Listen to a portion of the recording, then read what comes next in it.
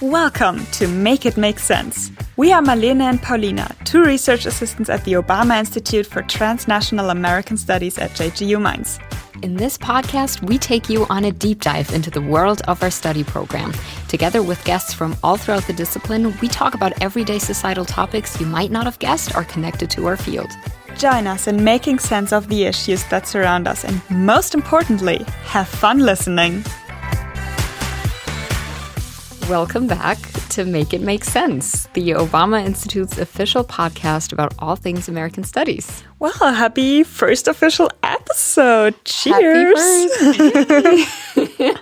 We're so glad to be back. Yeah, we're so excited. And today we're exploring what American studies actually is or can be, both in general and especially here in Mainz. Exactly. This is our theoretical framework, as we so cleverly teased in our last episode.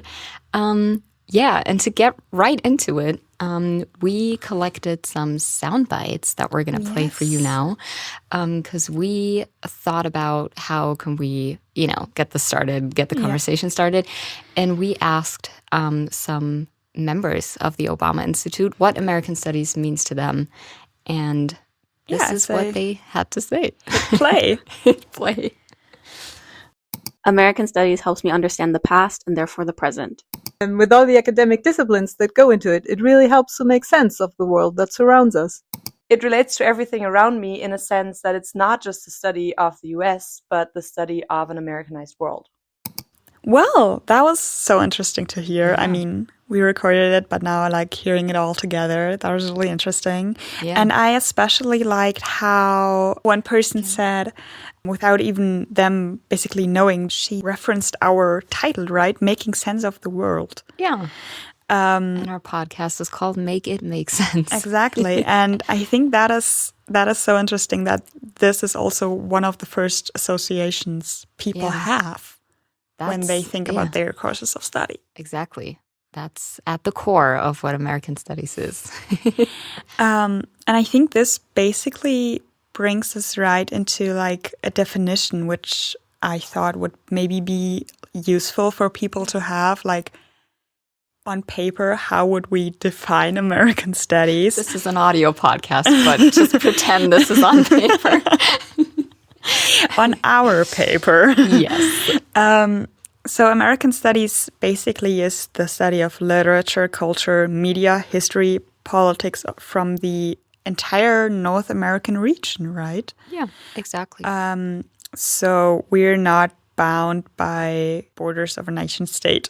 Exactly, yeah. But rather talking about the entire region. And I think maybe for context, what does that mean if you apply it?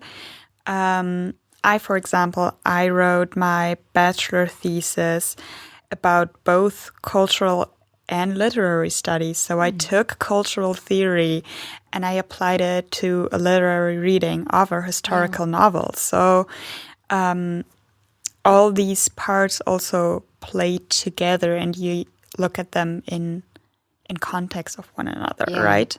Exactly. And everything's very interconnected and very interdisciplinary because American Studies draws on diverse academic disciplines like cultural studies, as you said, political science, film studies, sociology, and many more. For example, my bachelor's thesis Tell us about it. Included. So my topic broadly was political rhetoric. So I had both political science, sociology, and all that kind of stuff in it. So just to give you like a real life example and an idea of how that can be applied, right? And similar to me, you also did a little bit of literary studies, so you really had it all in there, right? Yeah, exactly. I think your bachelor thesis kind of is like the epitome of all that you can do. But yours too. We were both really interdisciplinary, which is, And I think that's just good for people also to know too. Yeah. That you have the opportunity to connect everything. Possibilities are endless, people. Exactly. And talking about connections. Ooh, yeah. They're also, I think, when we're talking about definitions of American studies, they're also a lot to do with global connections, right? So the US influences, but is also very much shaped by developments and cultures in the world, movements around the world, and then in turn how American culture impacts or has an impact across the globe. So we're not necessarily just looking at the US, right? Yeah, definitely. We have a friend, right? Yeah. And we have one friend. We have one friend. Yeah, right. And she did that, right? Do you know, in her bachelor thesis? Yeah, so without going too deep into it, maybe because it's a lot Yeah. to get into with each thesis, but she, for example, wrote about an Ethiopian author and kind of, right, took that into account, that perspective. And topics of immigration and stuff like Yeah, that. exactly. Yes. So that's something you can do as well. Yeah, looking at global connections just from, an American studies perspective. Yeah. I think this is, that's a stereotype that we encounter a lot. People being like, oh, you're just studying America or you're just studying the U.S. We're not limited to the U.S. No, absolutely by not. no means. On the contrary, On the actually. contrary, yeah. We take Right. concepts and put them forth into the world. Exactly. But, how do we do that? How do we do that? Where does it start? Let's That's get the big into question. the nitty-gritty of it all. Naturally, everyone starts in the same place when they pursue American studies, and that is with a study program at a university. And of course, many universities here in Germany and all over the world offer programs in American studies or North American studies. We're obviously the best here in Mainz at the Obama Institute, no question. Objectively and not biased whatsoever. Yeah, completely unbiased opinions over here. Obviously. No, you're we also both, allowed to study somewhere else. We just don't want you to.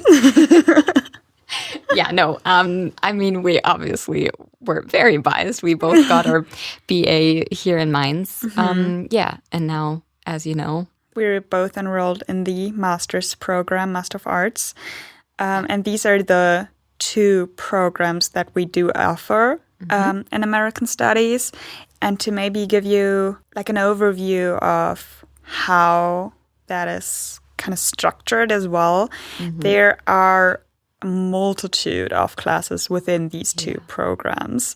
So I'd say starting out the same way that you would start out your degree here, the bachelor starts with basics, right? It's academic writing, it's communication, and really how to engage with texts on a very baseline level, I'd say. Yeah, exactly. These are skills that you can apply to anything that you will get to later on in the program, right? Yeah. And then content-wise, I think it's mainly cultural studies and literary studies, which we've both mentioned.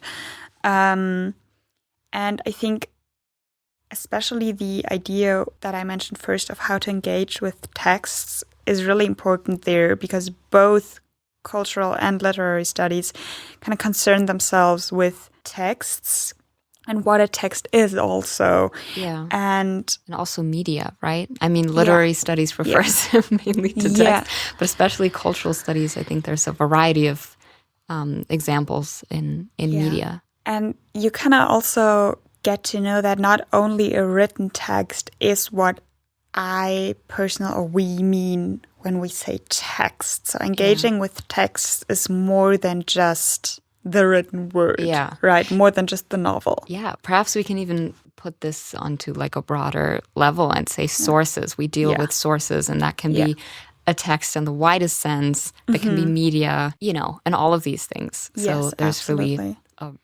variety of things that we deal with and that we work with. Maybe to put that in because I think that's very, not vague, but cryptic. We're being mysterious. maybe to give you a little bit more of an idea where that would actually lead, we could both maybe mention some of our favorite classes that we've taken. Do you want to start? I can kick it off, yeah. Gosh, so when I think about my favorite classes, one that comes to mind is a seminar that I took on Chicana literature, which is, I think, a prime example, not only because of that aspect of we're not limited to the U.S., because it's very much focused on also, marginalized groups or these cultural crossovers beyond U.S. borders. And that's exactly what that was in that class. But also because I had a nice little kind of crossover moment in another class that I had, I think, 2 semesters later. So it was a while, like a year later. And I took another class on American regionalism, which I'm not going to get into exactly what that is because that's going to take up too much time. We're going to have a whole episode about that. We could break down our entire BA for you and all of our classes because all of them, let me mention that too, all of them were amazing. Yeah. I don't think I really hated a single one maybe. Yeah, same. I had a bad week. They were all cool. Yeah, that's why we love it so much. No, that's but the why regionalism, we're here. Exactly. But the regionalism class I had later, I had to write a term paper in that, which is the case in most classes, by the way, that we write papers mostly. And I wrote my paper on a short story by Sandra Cisneros, who is my hero. I love her. I have read her book, and she's amazing. And I compared it to Kate Chopin's The Awakening. Oh. So I did the, interdisciplinary, intersectional thing, and I referred back to that other seminar, and I had this kind of like crossover moments. That was really cool. That's really exciting. Yeah, and to name another one, maybe I had a class on the phenomenon of founders chic. It sounds really fancy, really, really cool. Founders chic basically it's a concept, and it refers to the idealization and romanticization. That's the word, right? The romanticization of the U.S. founding fathers. So how their complexities, contradictions, historical realities are often overlooked. And how everything is perceived in that idealized, romanticized way, right? Yeah. And just looking, getting that almost behind the scenes look, quote unquote, was really interesting. So those were my two. That's really cool.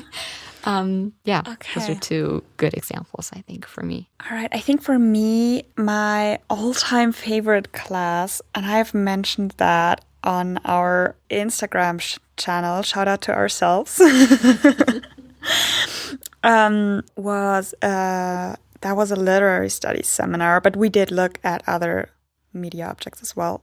Just side note, on scientific knowledge and science communication, specifically in the context of climate change literature.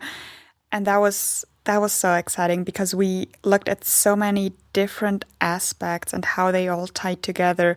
First, like the perception of knowledge, then how it is communicated within and outside of a science community. And then just different movies, stories, novels, all concerning climate change literature, which is such an important, pressing topic that we have.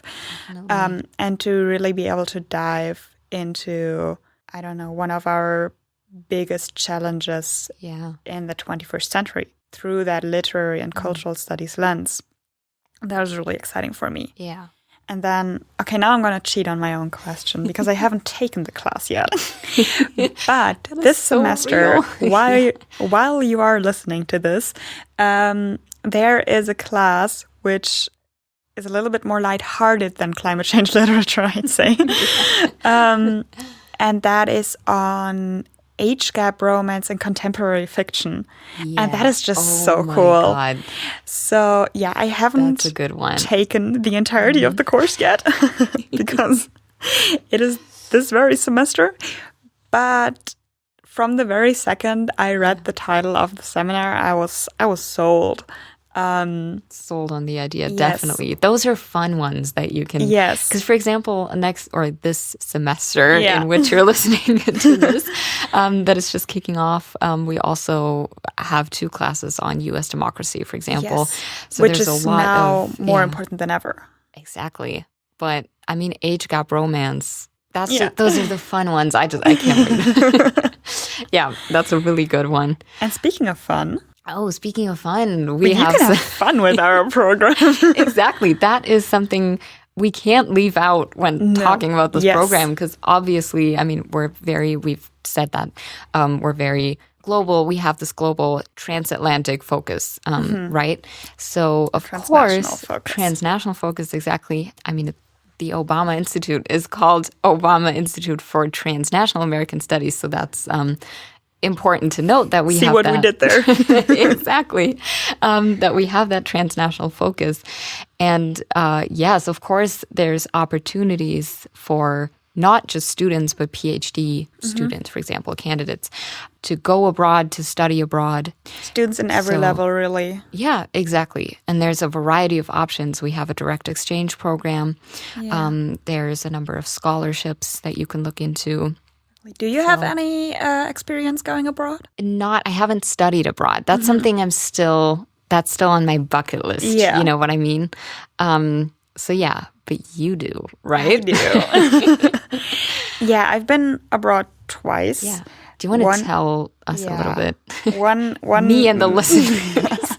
One might not be as interesting to our American studies community because I've worked in Ireland, but I've also been to the US with our program, or in the context of our program, because we do offer an American Studies summer school, and I took that opportunity and I went to the US with a group of bright-minded and highly motivated students Yeah. and lecturers, of course, not to forget The those. lecturers are also highly Highly motivated and Bright-minded, bright-minded. And we traveled for roughly 3 weeks through the south, through the southern states.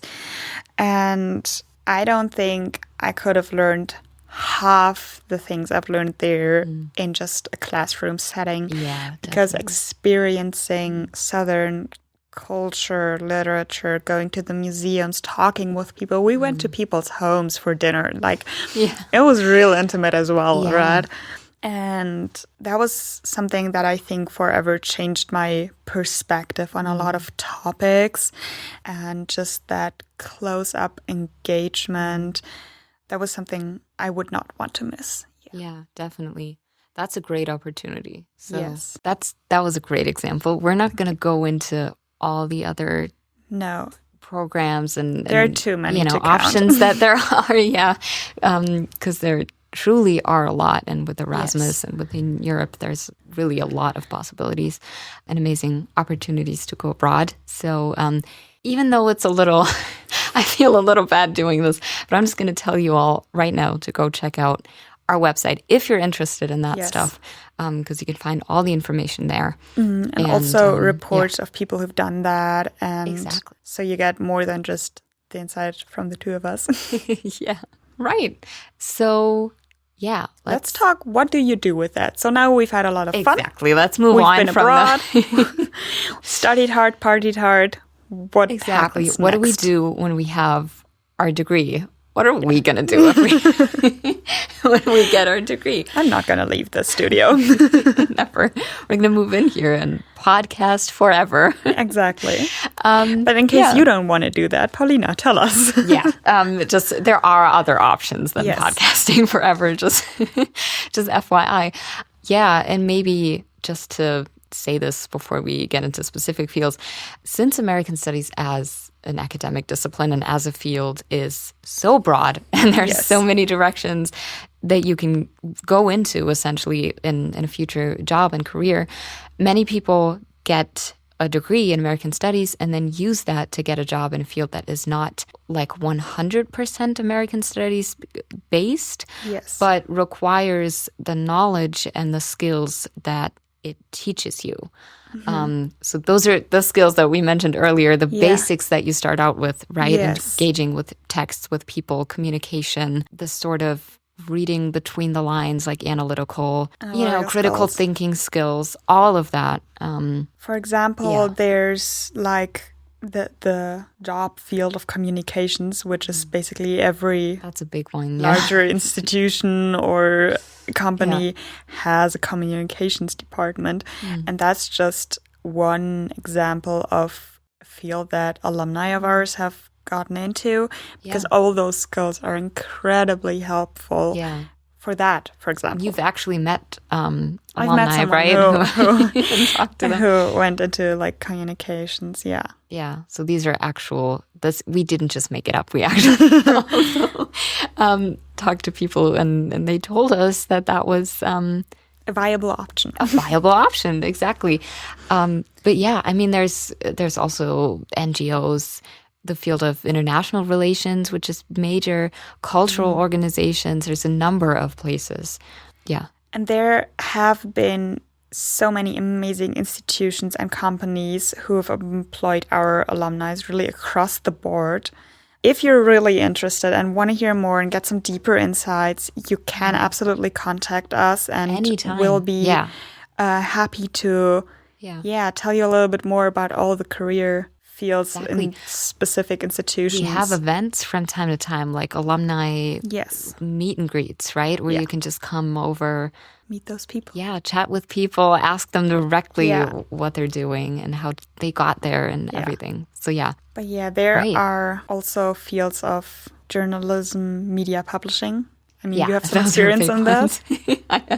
I have experience in that. Yeah, I'm a freelance writer for the local news, so that I mentioned that last episode, right? I minored in audiovisual media, so that's something I'm already doing. So if you and that's, I think we mentioned that maybe last time or some other time on our Instagram. We have some stuff up there. Follow us on too, Instagram. about the degree program that you can check out, because that's. Yeah, American Studies is great in combination with other minors, right? Because especially if you enroll here at JGU, you have the option, or you're obligated, I think, right, to choose a minor. Yeah, and that you can combine that with a variety of things depending on where you see yourself in a future career. And lastly, of course, there's another big field. We're just going to all of these in one pot, which is academia, education, and research. So basically university life forever and ever. Exactly. I mean, education could technically even go beyond university, schools, private teaching, tutoring, all of those things. Yeah, but especially academia and research is relevant to us because creating the perfect segue into where do we work exactly? Academia and research. Yeah, finally getting into where this podcast originated. Exactly, because we come from, as we've mentioned a billion times over by now, the Obama Institute. So maybe you can tell us a little bit about what is that? What is the Obama Institute? Make sense of it. Also, make the Obama Institute make sense. Which, by the way, is also something that I have to do a lot when I mention it to people that I work at the Obama Institute, and they're like, people always ask us if we're like, if we are Barack Obama. Yeah, I've actually gotten that question. It sounds insane. I mean, it's not that far of a reach, right? That people are like, do you work for Obama? And I'm like, so no. Okay, let me break this down. So now let us break that down to you. Yes, let me break it down to you, actually. The Obama Institute for Transnational American Studies, that's the full title, as mentioned before, is a part of JGU Mainz's Department of English and Linguistics, and also one of JGU's 6 so-called potential areas who receive extra funding from the state of Rhineland-Palatinate for the work they do, which means that's a big statement. So what does that actually mean? The members, so the people who work at the Obama Institute, are researchers lecturers, often both, combined, like people who do research and also teach on the side.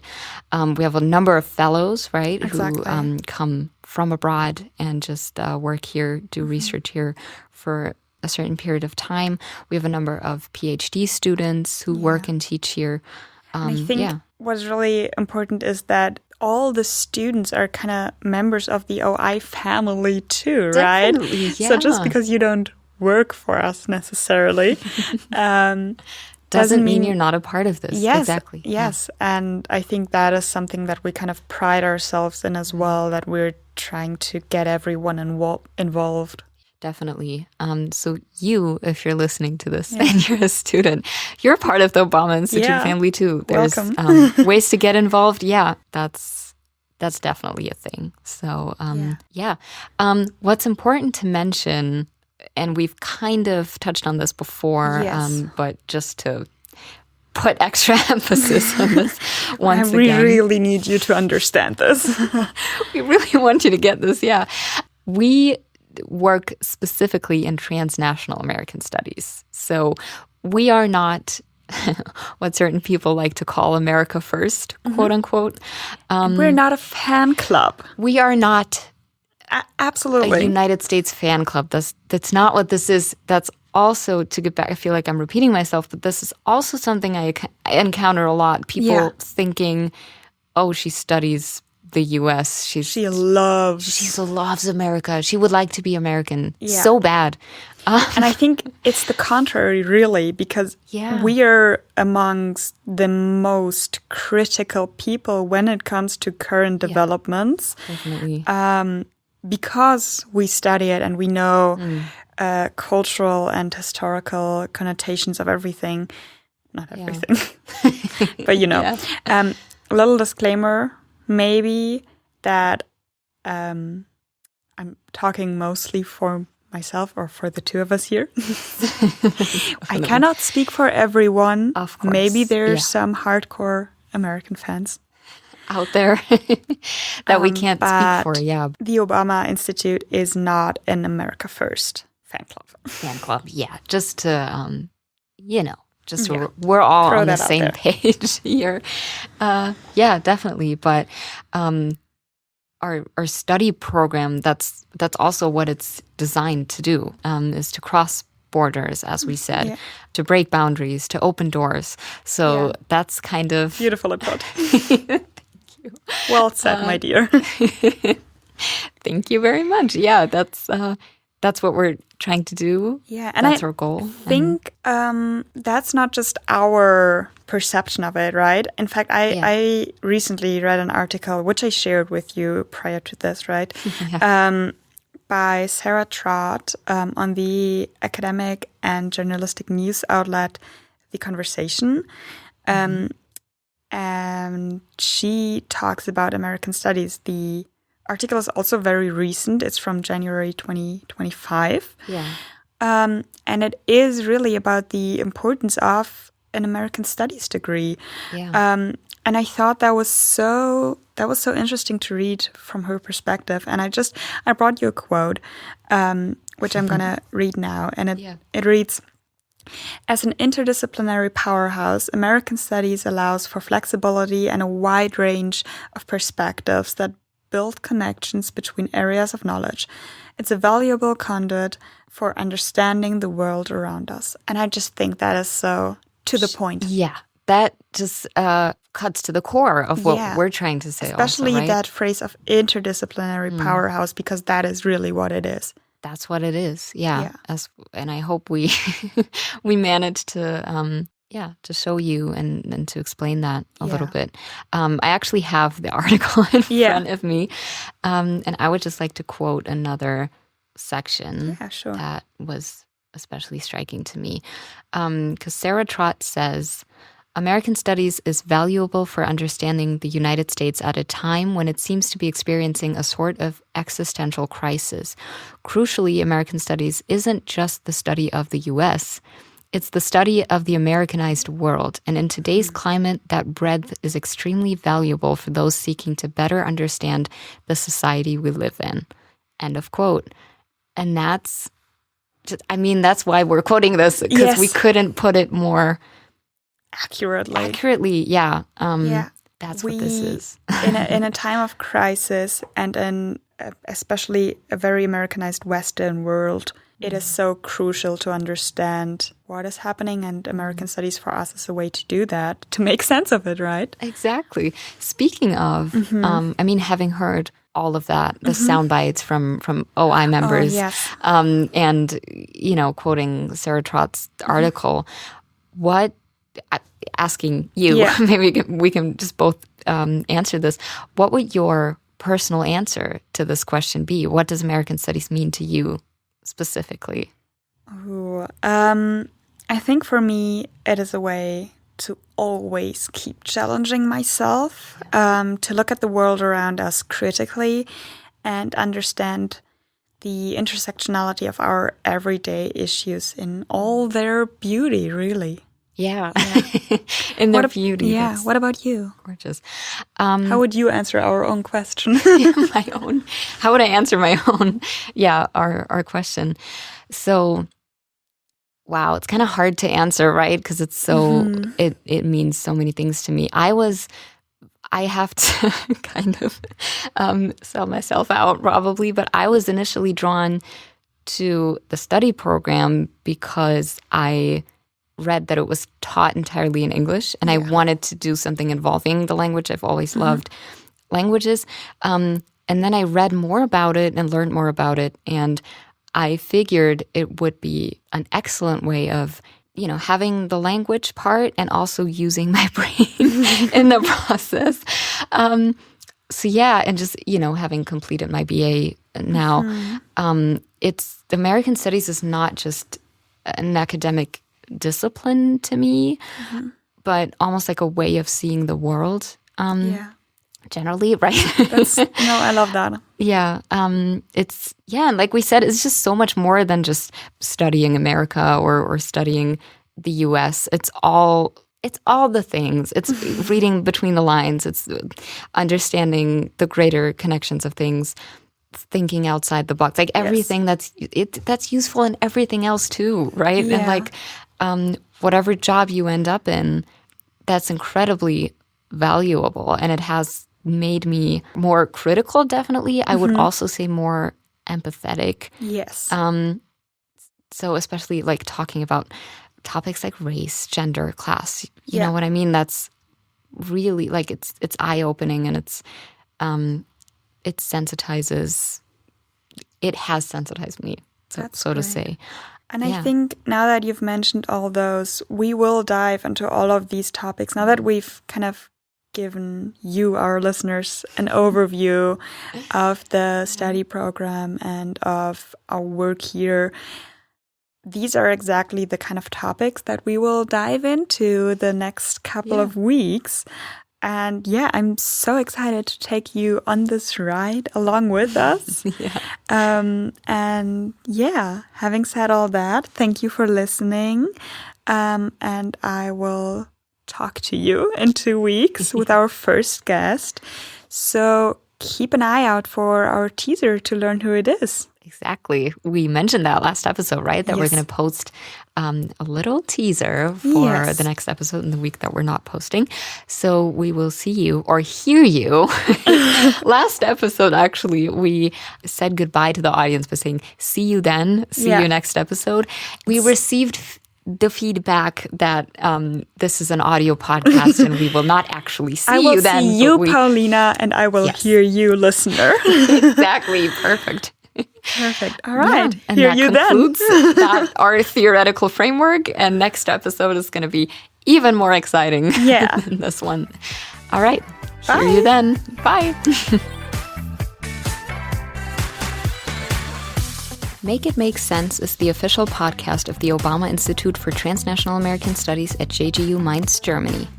This podcast is hosted by Marlene Winkler and Paulina Schlosser and edited by Paulina Schlosser. We're recording at the sound studios of the Zentrum für Audiovisuelle Produktion at JGU. For more information on us, check out our website and don't forget to always keep up with us on Instagram at Obama Institute. Thank you for listening.